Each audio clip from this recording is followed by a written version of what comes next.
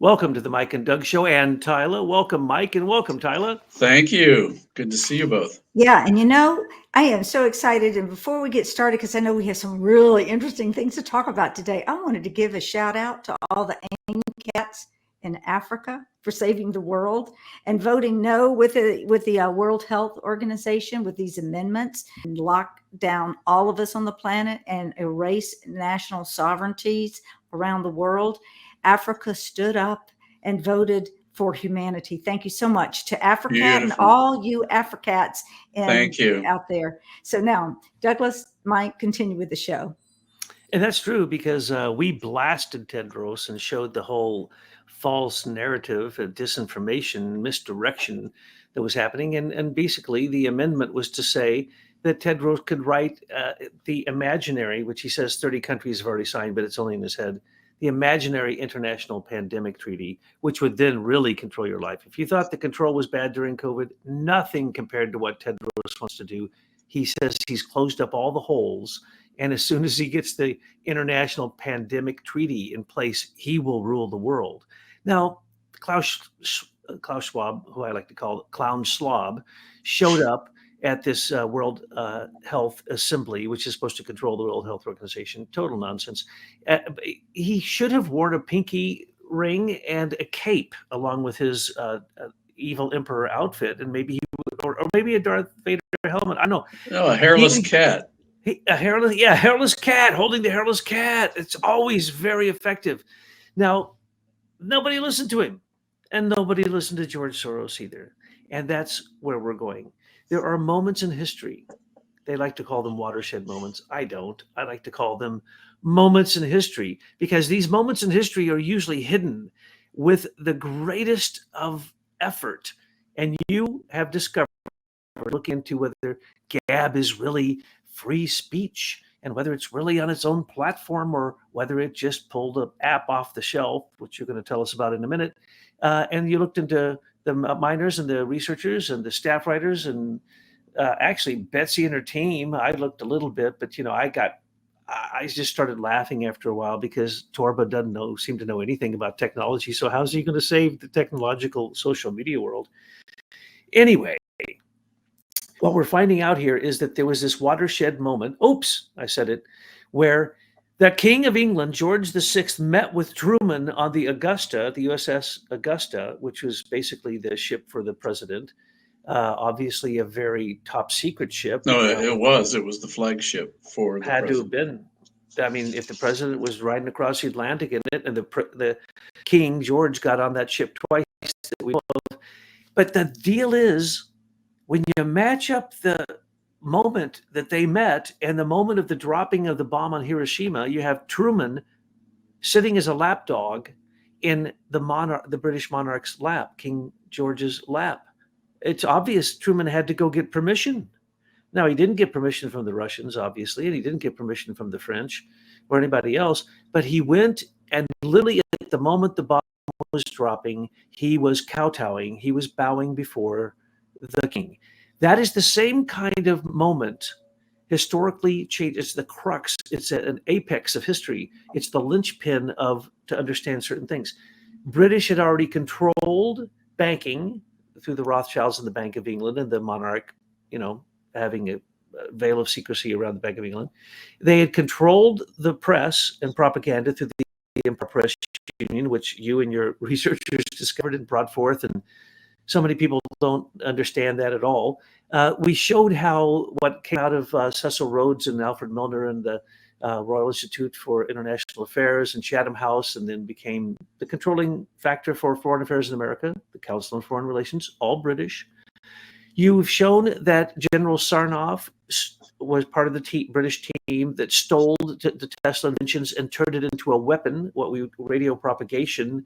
Sarnoff brought back to America as a weapon, not only to kill people. In his vision, he thought he was going to be able to kill people by radio towers, which does happen. It's just rather slow.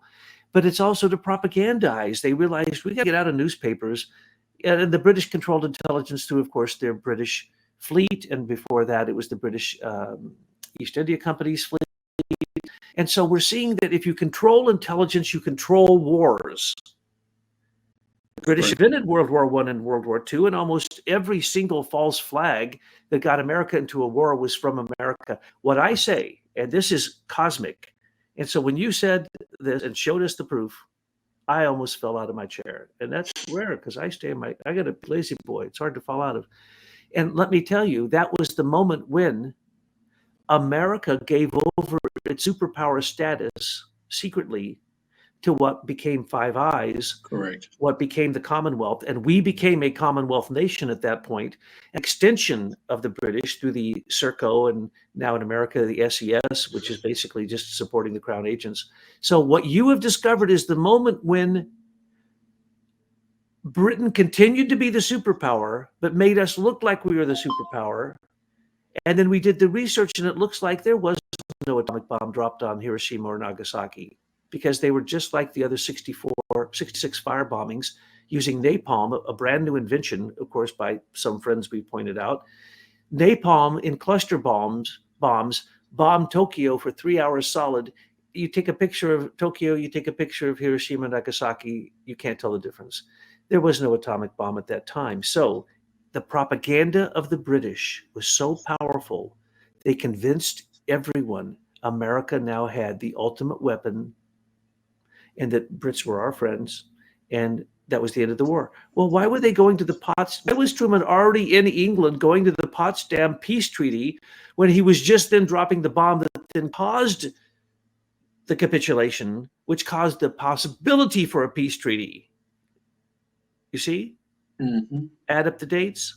You just discovered one of the biggest incongruencies that then led to proving more incongruencies, which is consistent with what you have been demonstrating for many, many years. But recently, since we started the Truth History Project, and we're now making this literally a new history book of truth.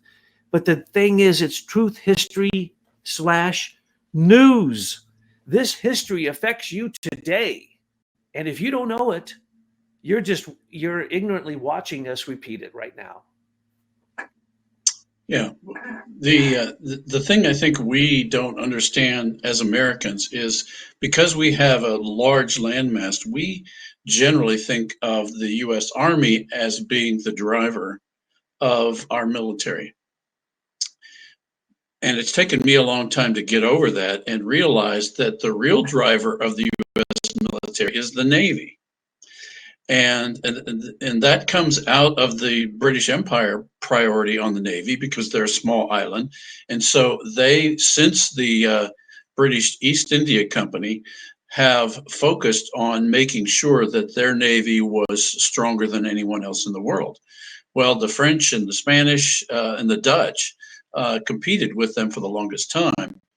But by the time we get to World War II, what we see is an ascendancy of the British Admiralty as the primary driver of worldwide intelligence. And as we know from a lot of the histories that are written, intelligence really drove what happened during the war. And we have things like the Enigma Code, that this, I think it's a fake story, of that we weren't able to break the German encryption until toward the end of the war. I think that was a joke. I think that all of the German encryption was run off of IBM machines, which prove that we probably had every German communication from the beginning of the war. But once we now have discovered the strategy of bankers, that wars are good for them, and they will fund all sides.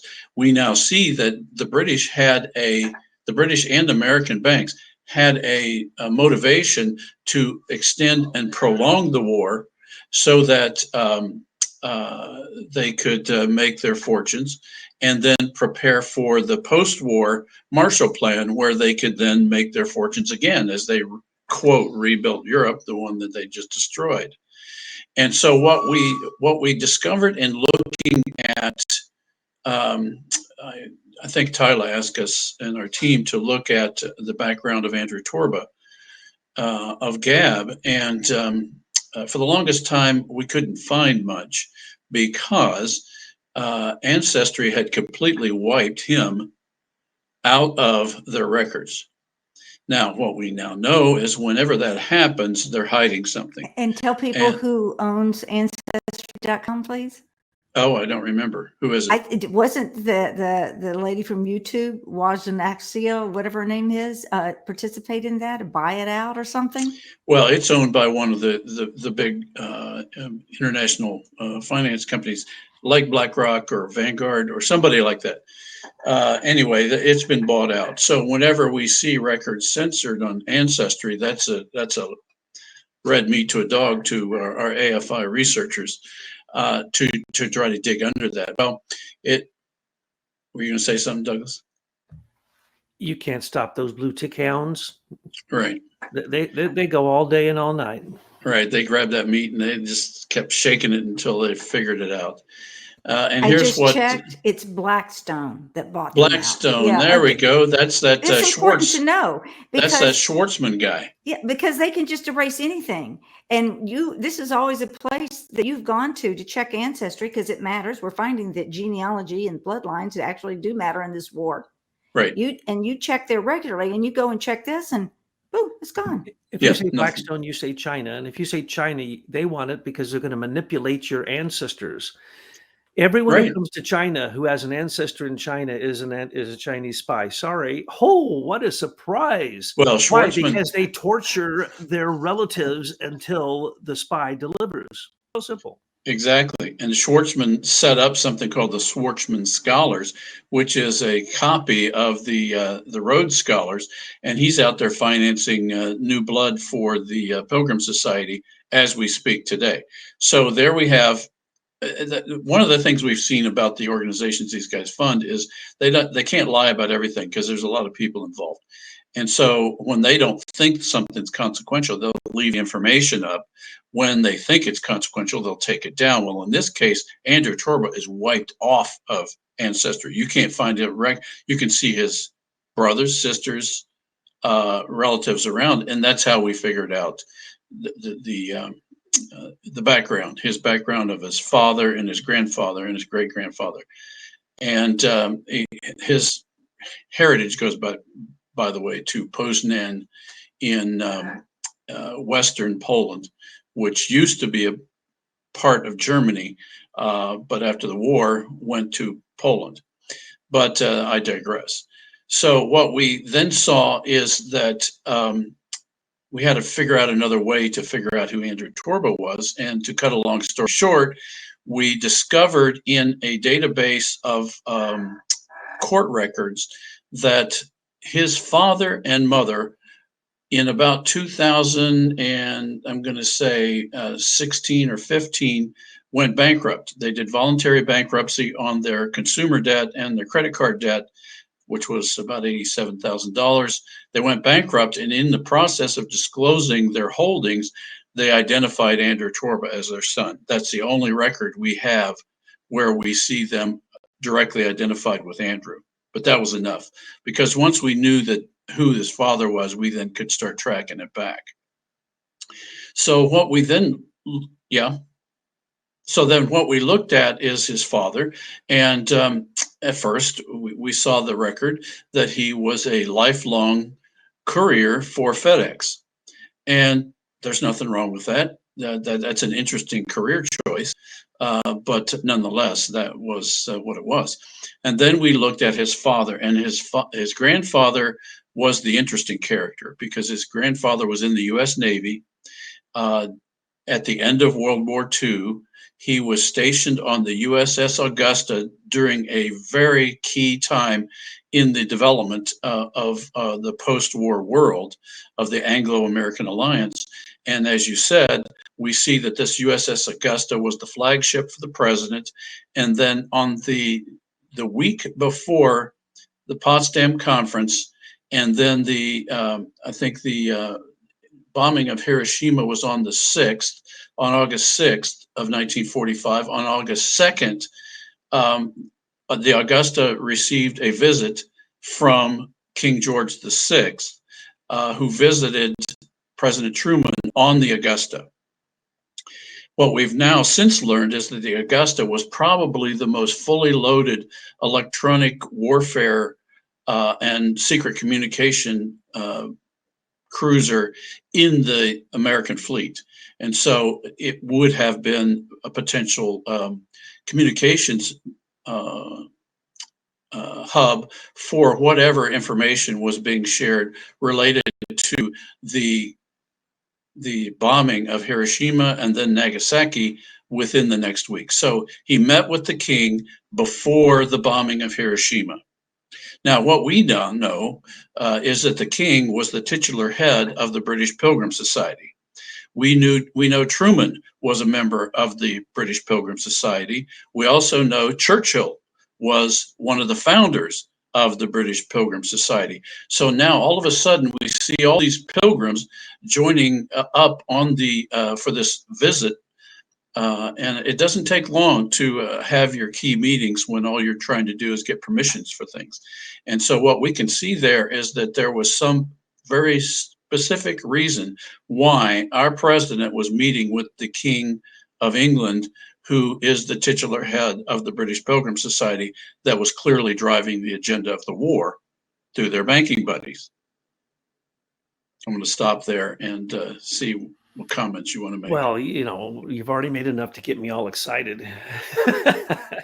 So yeah, just think of that. Just think of that. I forgot to mention that the pharmaceutical wars that are going on right now, those are all British. And it's not just Wellcome Trust. Okay, can I stop you there? Sure. Because I mentioned that the Augusta was probably the most fully loaded electronic warfare facility in the fleet. As you'll recall, as we started looking at the beginnings of the coronavirus and the Pirbright Institute, which was just offshore effectively, we see all these antenna arrays that, as you said, go all the way up to space communication. And we have speculated for a long time that at that time, Pirbright was probably abuzz with handling communications for what was going on with the coordination of the Anglo-American alliance. Well, this bullet I'm going to let you deliver. Who controls communications for the U.S. Navy, Mr. McKibben? At this stage, if you look at the contracts that have been let over the last 10 years, we see about $10 billion worth of contracts let to British Serco and British Kinetic, which are both controlled by the monarch's golden share, so that the king or the queen controls these companies. And these are in the case of Serco, run by relatives of Winston Churchill. And then the case of Kinetic was funded by the Carlyle Group out of Washington, with the current Governor Youngkin in Virginia was one of the original directors of British Kinetic. And then later on, we see George Tenet coming on as a director by 2006. So we see our American sovereignty being handed over to Kinetic and to Serco, because Serco not only has these naval space war contracts, about 8 billion of them, but they also control our United States Patent Office. So if you need more, I don't think you can have more or better information that we have totally sold out to the British. And it happened a long time ago, as we're seeing. And wouldn't you know it, that Andrew Torba's granddad was on the ship.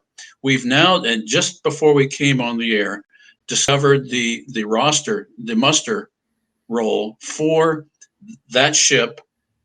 On that day, we find Robert Torba. His name is Robert Thomas Torba. We find him listed in the roster, in the muster list, and we see that he not only was a seaman second class, but he also had a special designation for extra pay. So he was a volunteer for extra pay on something related to this fully loaded electronic warfare system on the Augusta. So we presume that he had something to do with the U.S. Navy's plans for coordinating our subservience to the British, because actually the meetings were already occurring. We have plenty of records of that now. They were released only in 2010, by the way, by the NSA and by British GCHQ. They released all these records on the same day. What we now know is that our people and the British people were meeting together to plan post-war electronic communication and the spying business. And so within months of this meeting in the Augusta, America had signed over by March 5th all of our electronic warfare systems to complete access to the British MI6, MI5, and GCHQ. And So then, that was already in the plan when the king met with Truman. so it was really no big deal for Robert Hannigan to come over and wiretap Trump Towers, because Five Right. Eyes is really the intelligence network for the British, the Privy Council, the Pilgrims, and they're running their operation against us, the citizens of the world. And I will remind people that Prince William was booed at Wembley the other day, and it was a massive booing. There's a reason that people are sick and tired of this monarchy. And the Queen is celebrating her Platinum Jubilee. It begins today, the 2nd, goes through the 5th. And I hope that people, if you're standing in the streets with these thugs coming through, these criminal elites, you need to boo them, or better yet, not even show up. That's right, Tyler. And you've nailed it on the head. You bring it to light and a troll turns into stone. Well, these are trolls we're dealing with. And when you bring the light of truth on them, that happens. So when Robert Hannigan came to the NSA headquarters at Fort Meade, Maryland, and spied, which we know for a fact, on Trump in Trump Towers, he did not even inform the person in charge of the NSA. No, because he's their boss. And when this came out, and we were some of the people who harped on it the most, we weren't the first, but we harped on it.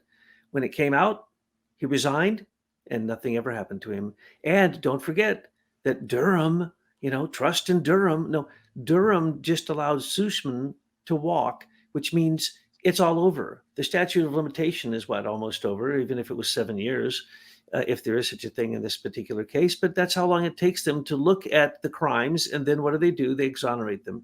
And we spend millions of dollars so that criminals could be exonerated. But let's get back to the war, because the British knew full well Douglas, that there was a war going on.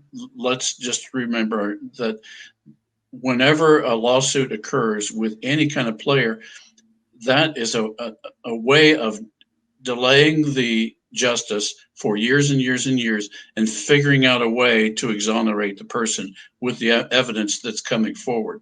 So we should not be surprised that Durham did this, because we could see that's what was getting set up. So he picks his worst, his most egregious target, and then figures out a way to get him off.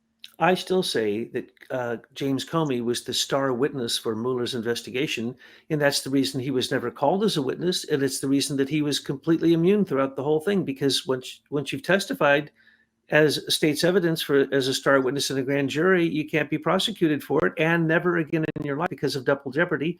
So when they do these investigations, it means that they are cleaning it up and making sure they're clean for the rest of the time. Well, British are the pros at that. Let me point out the agreement that was made on March 5th of 1946 included a clause, a very simple, cleverly worded lawyer clause, that basically said that if you know about this agreement, then you're not allowed to tell anyone.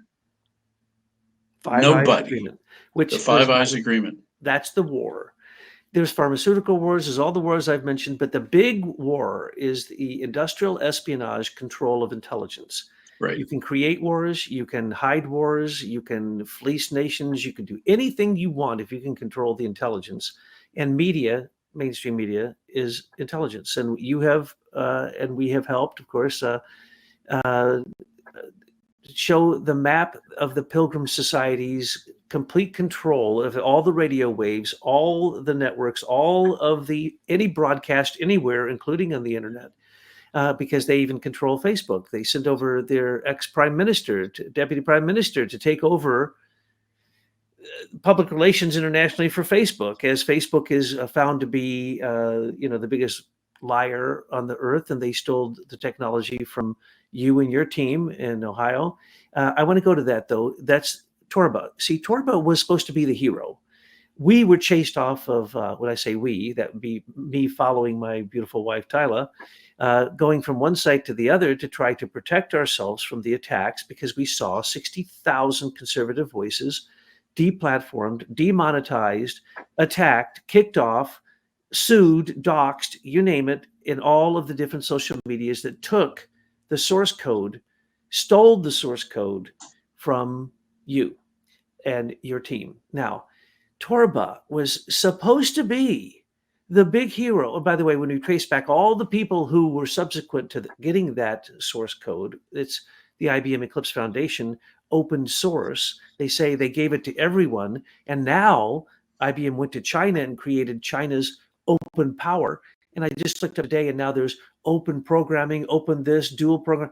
China is tuning into everyone now through the same exact source code that they stole from you in IBM Eclipse Foundation 2.0, which Chinese call open power. And everybody is saying, oh, you have to go there. If you want to do any business with China, and you see, China was set up to become the new superpower, and it didn't. Kissinger was wrong. We are still the superpower if we know the truth. If we don't know the truth, we're simply being manipulated by the British. So what is the war? You got Andrew Torba coming forth as this clean, spanking clean guy who says, free speech is going to be on my side. I'm going to redo everything. I'm redoing the platform. I'm redoing everything and everything and everything. And now he was just on Alex Jones saying he's even going to have a search engine called Dissenter. Well, the second, think of it, you're telling the government on the same exact source code that they spy on you with everything. And this is astounding. We're testing it right now, but they can even hear you speaking downstairs. And when you get upstairs, they'll run an ad for what you were talking about downstairs. Yeah, you've just proven that, haven't you? This is so ridiculous. It's unbelievable that even when your phone is off and you're nowhere near it, your phone, your computer, your everything, your TV, everything is listening to you and selling all that information to commercialism, because these small companies that then started to try to sell me this product, well, they're small companies, but they buy into Facebook, as you've explained to me. And basically, when they get a red flag that somebody said that their name, that they jump onto your Facebook thread, which is supposed to be secure and private, and advertise like insane to you. Okay, well, that's information warfare. Now, we know that General Sarnoff came over to America, and you can tell that story better than I, how they controlled every single broadcast in America to this point. And since 1965 and later at 69, silent subliminal programming has been in every commercial that you've ever listened to from every major corporation. So whether you like it or not, you're being programmed.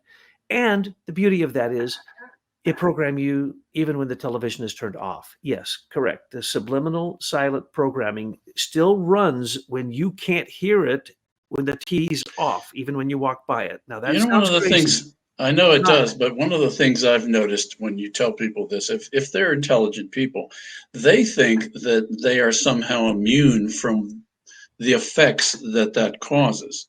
And it's really hard to get past that intellectual arrogance, I guess it is, to think that you can be subliminally programmed when you're an intelligent person. Look at China and Eric Schmidt's Dragonfly, which became the social credit system of China. They've now killed 4 million Uyghur people, and nobody says that there's been a genocide or anybody's died. Because why? The programming that comes from these evil devices, which do not exist on the earth, by the way. Let me show you something. See this little device right here? This is in subnature. Anything that was natural has been made into a humanized. Billions of hours of programming went in to make the batteries and everything in this thing, as well as all the programming, billions of hours. Right. And I take it for advantage that I deserve to have the capacities this subnatural demonic device can deliver to me. It makes me think I'm omnipotent, omnipresent, and omniscient. Say anything, McKibben. I'm going to look it up online and see if you're telling the truth, because I'm smarter than you, because I have the whole Library of Congress is nothing compared to my phone. So What are we talking about here? Information warfare. Andrew Torba was supposed to be the hero to save those 60,000 conservative voices that had been chopped off. And remember, Trump said 6,000 of them gave signed affidavits saying what had happened to them. Nothing Right. happened. No fines, no nothing, no nothing. And Trump then opens Truth Social. And if you go there, you're just going to be added to the list of people that they're after. You're not going to have any freedom. Trump didn't open a new platform. He used the same thing, and you can now explain this, and I'll shut up for a second. But I always have to say mammoth, and then I know it's Mastodon. It's not a mammoth, it's a Right. Mastodon. And you said that Torba obviously either doesn't know what he's talking about or what he's saying is incorrect. He didn't build nothing, and it isn't free, and it's not a home for free speech, which is what you and Leader Technologies created, was supposed to be the international platform, scalable to billions, so that people could have free speech, free communication, and basically what we are now working on, truth history, and then linking that to modern times. So can you tell them about, is Gab really a whole new system and now I'm protected if I'm on Gab? Well, I hadn't looked into this until recently, but as started reading the history, it's clear that somewhere around 2016, somebody made a priority to start advertising the idea that there should be a new social network for Christians and for patriots. And so then we see magically Andrew Torba come out of the woodwork. And as we looked at his background, there was nothing unique about it. He went to a big high school in near Scranton, Pennsylvania, and then when he went off to college, he started getting these series of scholarships for a Jesuit university by the name of University of Scranton. He then immediately went on and became a tech writer for the school newspaper for all 4 years. And then we see one of his professors was an entrepreneurship professor who was a part of a venture capital company that we now see is associated with um, biotech and Anthony Fauci and the National Institute of Health. But what we looked at in what technology was he developing? Because his resume is very thin. His associates have very thin technology resumes. And so clearly he was being given code. That's obvious to anybody that's in software. And so we read narrative that they put out that he had a platform initially and that it was open source. And then he decided at some point to change the open source to something called Mastodon. Well, one of the things that I recommend to anyone who is looking at social media is stop believing these stories of open source, because you don't have a open source code. You have code that was invented by Leader Technologies. And so you've got to know the story of how IBM Eclipse Foundation emerged, because IBM, a company that doesn't open source anything, they're the largest patent holder on the planet. All of a sudden, one day in the late 2001, declares with $40 million, along with my former patent attorney, that they're going to open source this new technology that has now become social networking. So there's where you need to start your story. Don't start your story 6, 7, 8 years later when IBM is now openly telling everyone that the EclipseCon code is open source, or that the Open Docs code is open source, or the Mastodon code is open source. It's not. It's all using our invention. And so I think there's wishful thinking on the part of most younger programmers today that, oh, it's open source, I don't have to worry about it. Well, you need to worry about it, because think about it. Would you go and invest 20, 30 million dollars developing something and then just turn around and give it away? Come on, it doesn't make sense. The story doesn't hang. So folks, start using your brain, stop believing these stories of open source. And what I saw about the story about Torba is that there is a critic out there by the name of Justin Darby, that does a pretty good job of picking through Torba's illogical statements, like he believes that a monarchy is a better form of government, and that he believes that. How about the thing about the metaverse? He wants Christians to go into the metaverse and be missionaries in it. And if not, he'll create Torbaverse. What kind of wicked, evil thing is that? Is he another Pied Piper like Trump trying to lead us off the cliff? Well, it's obvious he is. And I don't give him a pass either. And the reason I don't, and I'm very hard about it, is back in 2008, around that time, I was working on developing a social media network platform for the schools because I didn't like Facebook. And I thought that I could create something that was safe and secure. Yeah, I know I was naive back then, but I've learned a lot. But in the meantime, when we were, getting ready for release, I had to make sure all my licenses were in order. You do that when you're going to run a product. That's and right. and I said, but where's the foundational platform? We're parking this on something. And they would tell me, the developers, it was open source. What do you mean? It was open source. It was free. Well, how did it get free? So they went back and looked, and they came back and they told me, well, IBM gave it out free to everybody. And I said, IBM never gives anything out for free. So we canceled the project because I couldn't continue on developing when I knew that it was nefarious. There was something not right in the beginning. Now, I'm a teacher. Torba claims to be this tech person, and he doesn't know this?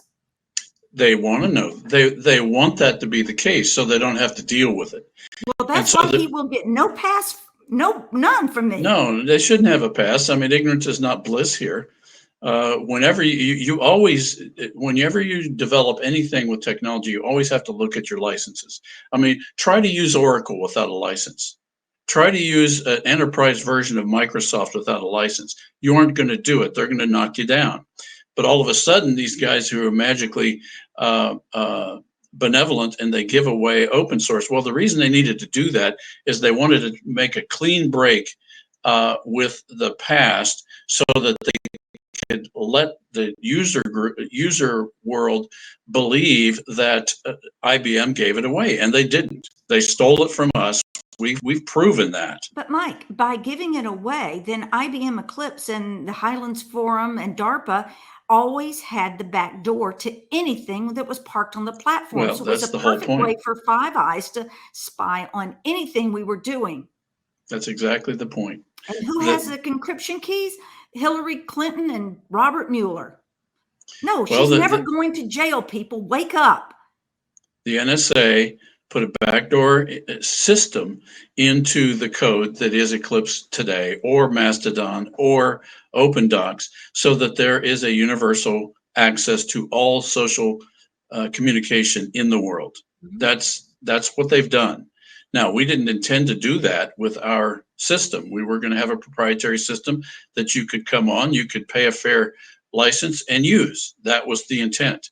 But what the U.S. government, what we've got to do is stop thinking of Google and Facebook and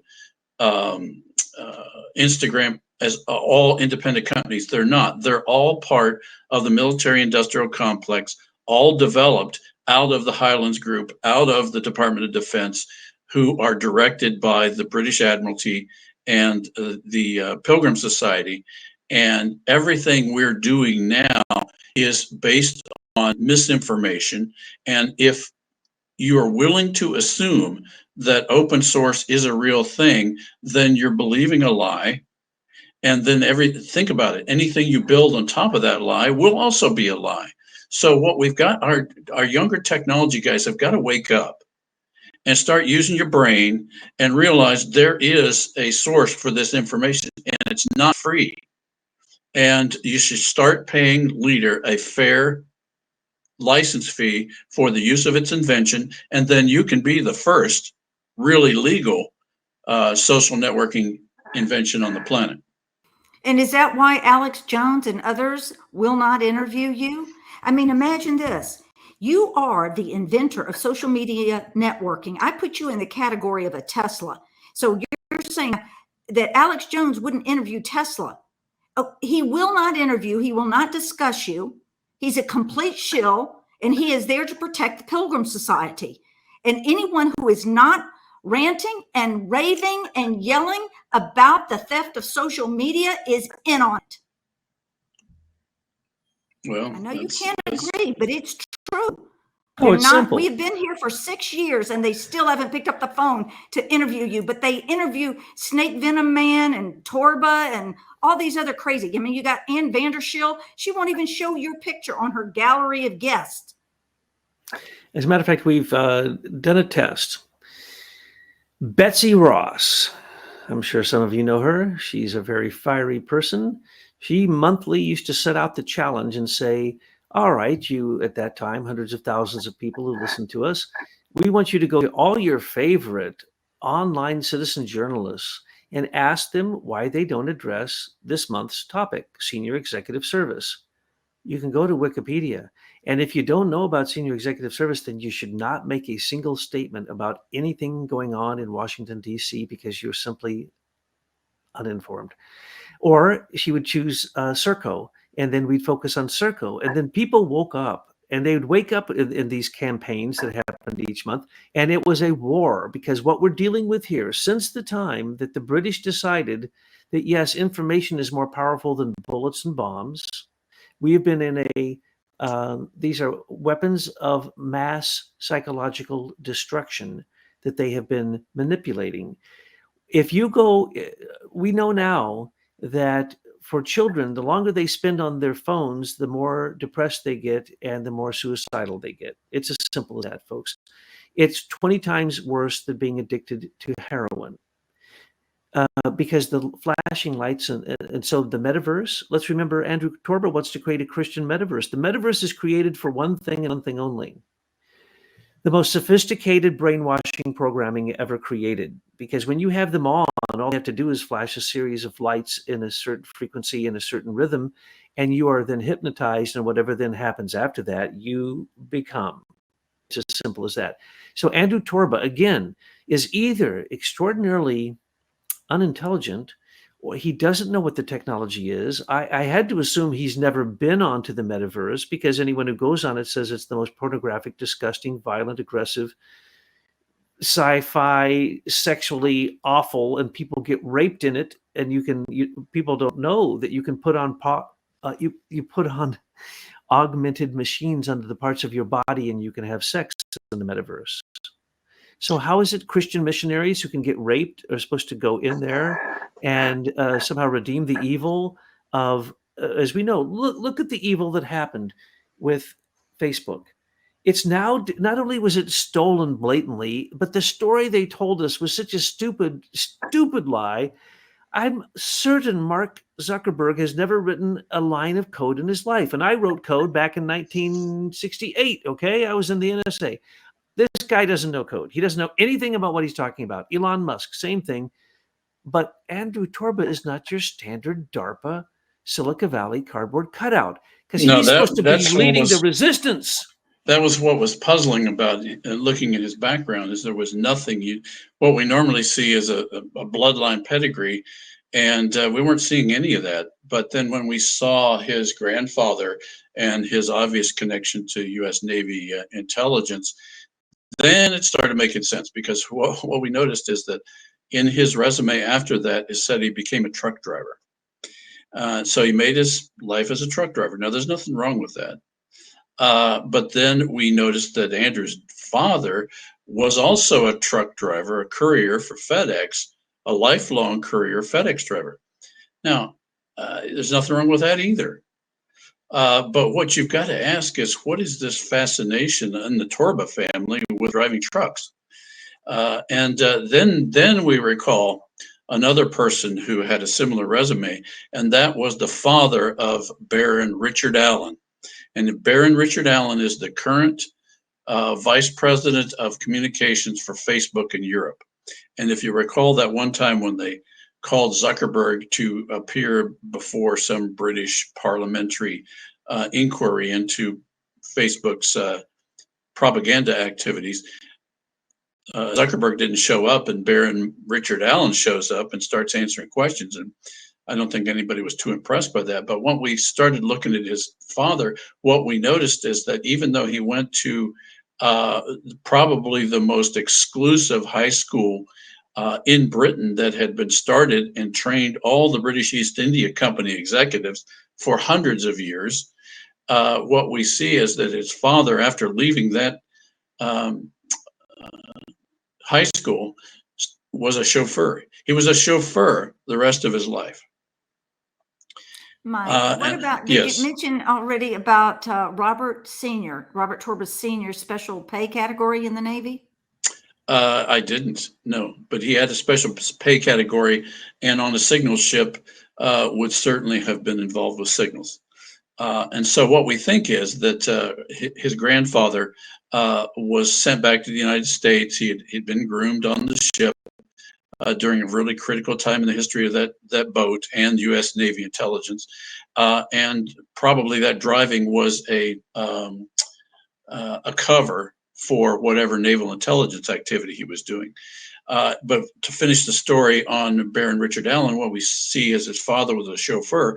And then months later, we discover that his father was a chauffeur for Sir Geoffrey Patty.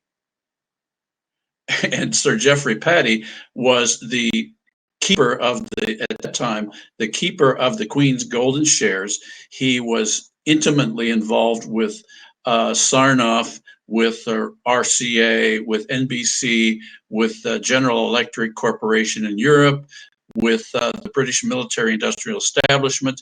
He then became the chief trustee of the British Intellectual Property Company or Institute, and was involved with the merger of British Marconi Wireless into British Aerospace. And so what we're seeing here is that the chauffeur designation or the courier designation is nothing but a front for a person who is involved with intelligence activity, and this is their excuse for going to odd places at odd times, and nobody being able to raise an eyebrow because they're just delivering something, and that's the heritage that Torba has. That's funny. In the American tradition, you have Dianne Feinstein's Chinese chauffeur would go and represent her at meetings. There you go. Another Official chauffeur. meetings. I'm the chauffeur, so I'm going to tell you what Diane thinks.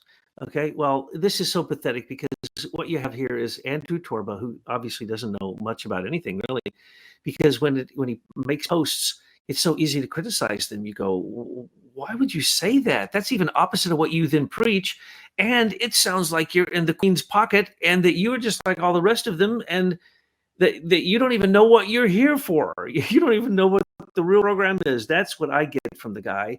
I don't think he's very smart. Somebody, Justin Derby, disclosed that Torba was involved with something called Dominion theology, and that as a part of Dominion theology, he was saying that the American Republican system, the Constitutional Republic, was anathema to Christianity.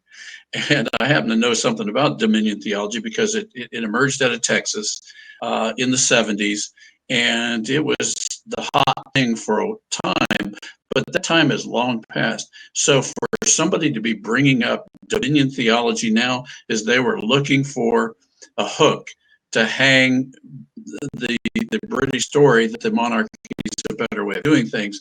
And isn't it curious that it's Dominion again? Here we have Dominion theology, we have Dominion election systems, which is was brought up in the last election as the election rigging system for the United Nations, which is run by the British Pilgrim Society. So here, Dominion is a favorite name for these folks. Well, the Dominions is also a hierarchical rank, and the fallen Dominion beings are probably the ones involved in this technological war, this cyber attack on human beings, which is trying to hack human beings. It's now no longer the Internet of Things, it's the Internet of Things and the human body. And we hear from the World Economic Forum and all of the big tech guys that they're going to hack us. They're going to put in nano sheets in our brain that are interfaces so that you can connect to the Internet. Now, why would they want that? Why would they want to transform your brain so you get to the Internet? Because social media is the most powerful tool of weapon and tool for war that has ever been invented. George Soros used social media to overthrow 14 countries and 14 different color revolutions. We see that Erdogan in Turkey uses it for his own advantage. And we see that China has an intranet. They can turn it off anytime they want. They don't have to let their people out to the internet. You know, you have Russia, the same thing. They created their own internal system. Why? Because they know it's a weapon. Now, let's remember, DARPA is behind all of this. And also In-Q-Tel, the CIA, the Department of Defense are behind these things. And they serve international organizations. Their information and their meetings, which of course, to say, is Gab a DARPA project? No, it's not a DARPA project. It's a CIA project. And the CIA project is they took over Q, and they're trying to take over the evangelicals because they say that that's 4 or 5 million people that they can get the vote on if they can just simply get them to turn, as Trump did, MAGA or Q or whatever that can be controlled, because there is no greater brainwashing device than the internet. It never has been, never will be. And right now, human beings, every moment they spend on the internet, that they don't become conscious of literally these beings, dominions, literally powers, mights, and dominions. Right. That's who we're working with, Right. literally. And we always say we're not fighting humans, we're fighting evil forces. And we talk about when it gets turned into a law, it's a demon. And before that, it's a specter and it's a phantom. But we are talking about the king of lies is the British imperialist corporatists. And they have controlled all of the wars, and they're now controlling, again, the new war, which is the information war. And Andrew Torba, whether he's being used or he's just not very smart, I don't know. But if you think that any communication you have on any electronic device cannot be monitored or is not being monitored, first off, it's all recorded. We now know that. It goes to Utah, to the NSA. They say they record everything, every single thing, folks. What you're saying in your room through the TV is being recorded.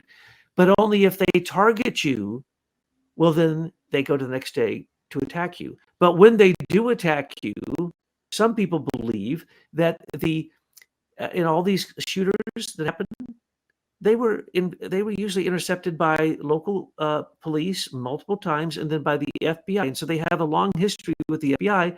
And then one day they snap, kill their own people, and then supposedly kill other people, right? Well, that's the story. What is that? Well, your phone can do that to you. I know you think that's crazy, but I've already done the research. I've already shown everyone. There are literally hundreds of programs, patents, that were literally asked for by DARPA, invented. The patents exist, and we know that, of course, DARPA followed through because they paid these people, and then they became, in the case of the theft of their technology, was social media. Peter Thiel, Elon Musk, what's the James guy with the W. beard? Meyer. Let me tell you, All of these them. internet alternative media people picked up on the story of the theft of social media 6 years ago. Had Donald Trump signed Miller Act notice? Had any of these people stepped up and been patriots to the United States, we would not be suffering as much as we are. Open For source. everyone who didn't discuss this important topic, shame on them. The world is being walked into genocide and the total collapse of Western civilization. And you're sitting there in your studio, Alex Jones, with your thumb up your you-know-what and not talking to the very serious problem that Michael McKibben and Leader Technologies have been trying to solve for, 2 decades? Yeah. Well, it is a blindness. I don't know whether it's willful or just human nature. Well, let me put forth a proposition. Seeing that the pages, over 60,000 pages of truth history, truth timelines, indictable evidence going against all these people who happen to be the same evil people doing all of the wars out there. They get in on all of the wars to get a piece of the pie. They're the same ones who came after you. And if someone ever came across that, like an Alex Jones or anyone who ever worked for Alex Jones, and we know that Many people, I'm not going to exaggerate, many people have told Alex Jones about you. They use our material all the time. They show an article at Americans for That's Innovation, article at Aim for Truth. Boom. Next minute, he's got it on his desk and he's quoting from it without giving any credit, but he will not interview you. Why? Because he knows the truth, and he knew that he was being put there as a spin zone for the InfoWars, which is a weapon of mass psychological destruction. And he knows what he's doing. He's taking you to the edge in a spin zone, getting you all worked up so that you'll have a heart attack. Like he looks like he's going to have a heart attack every time he talks because he gets all worked up. We know where he got that routine. We know who pays him, but that's not the issue. The issue is we're in a war, folks. And if you don't learn discernment, and if you don't get a hold of the truth that could be found in the pages of truth history, which we have put out literally so many intelligence reports, so many, literally, how many pages on Americans for Innovation for your staff writers? I haven't counted. Now, I would say it's probably 20 or 30,000. 20 or 30,000 pages of truth ignored by almost every single citizen journalist who says they're looking for that truth. Obviously, they're not. Or they're so silly, not very intelligent. Yes, we have a name for them now. We call them pusillanimous global homos. Yes. And if you can't pronounce it, just call them pussies. Yeah, because they're don't too weak. Confuse it with women, because a pusillanimous person is a coward. Weakness to face the truth. And so these people get pieces of the truth. And it just amazes me. I was harping just the other day upon one of these citizen journals, 5 books out now. Oh, probably has thousands of videos. Never goes anywhere, never does anything. We're giving you an opportunity that when you look at our intelligence reports, or you look at another installment or a chapter from Americans for Innovation, which always is a big chapter, you are going to get what you need so that your consciousness can defy the disinformation that is the evil of our day, that I call a weapon of mass psychological destruction. What's your perspective on why people don't, when they're faced with truth, why so often do they walk away when these are otherwise good people? Well, I was psychic for a long time. Most people live out of fear. And those who don't live out of fear oftentimes live out of fantastic hubris, pride, and ignorance that they are perpetrating and projecting onto the world nonstop. That's the only way they feel secure. And why are they doing that? Because they're fearful too. So we have to understand that people have just the human weaknesses have led us to the point that we can't have globalism. You want to know why? Because you can't find enough Christians to do it. You can't find enough good people who think, what's the one law? I keep preaching this. There's only one law. You don't need anything but this one law. And Jesus Christ gave it. Luke 10:27, I think it is. Love God, love the Lord your God with all your heart and mind, soul. With all your love your neighbor as yourself. All your soul, strength, and all your soul, and your neighbor as yourself. Oh, there we go. Translations of that. But the point is, love God, and you will love yourself, and then you love others, and then it all works out. And can that happen now? No. Why? Because we have leaders like Putin and Zelensky, and the leader, or we have theocracies that take an idea like communism or the theocracy. I'm not going to get into the one would like to say, but there are major parts of the world are ruled by theocracies, people who believe that they're in direct contact with God and they're higher than God. The monarchy in England believes that. Now, sorry, Brits, Angles, Jutes, Saxons, Danes, Celts, and all the rest of you who are the biggest warring tribe of people on the face of the earth on one friggin' island. Think of it. There ain't a one of you that is pure blood, practically. There's a few Celts left, right? The Britons, they're not Britons. They're not Angles. They're more Dane and Norman, and their monarchy is even a fake. It's not British. It's not Anglo-Saxon. No, it is German. And even then, it's Norman German. So the point is, the lies are so fantastic that if you don't get a handle on it, if you don't get a place that you can find some truth so that you can then relax as you're not watching the TV and you're not being sucked into the hypnotism of the black boxes, whether they be computers, phones, or anything else, or the technology that draws you down into the sub-nature realms. Well, what is down, folks? That's Sheol. That's limbo. That's hell. That's Hades. That's Hela. Okay? When you go into the underworld, when you get on your telephone or you get on your computer, you're going into the underworld, and it's a question whether you get to come back. Like all the heroes who went to the underworld, if you eat or drink there, you don't come back. And that's what I'm telling you. Leader technology was a watershed moment when the freedom that was supposed to be brought by technology was turned into slavery. And that's what we have to stand against. So, Andrew Torba, give a call. You can talk to Michael McKibben and pay for the license for your open source, which isn't open source, it's openly stolen source, and pay for the license and be the first person to do what you preach that you do, which is create an open free space that doesn't impinge upon your security, doesn't have stupid fact checkers, and isn't run by the European Union and George Soros's fact checkers, okay? Which all the rest are, supposedly. Well, so is yours. And so people have been kicked off of Gab and will probably be kicked off of Gab for saying this. But the point is, it doesn't matter. We're going to keep preaching the truth as we find it. And these discoveries are literally moments in history that change your perspective of the past, the present, and the future. And that's what we're trying to do with all of our work, is bring that truth so that it can set you free.